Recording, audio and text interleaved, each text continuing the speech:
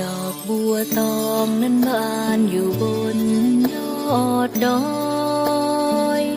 ดอกเอื้องสามป้อยบอกเคยเบ่งบานบนลานปื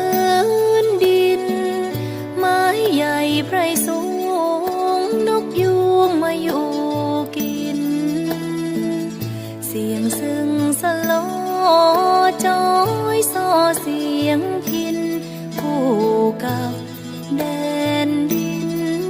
ของเวียงเจียงใหม่สาวเจ้าค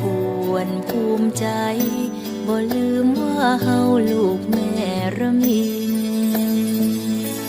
คนงามงามต้องงามคู่ความเด่นดีต้องหักศักดิ์ศรีของคุณสตรีแม่ยามแม่หญิงเยือกเย็นสดใส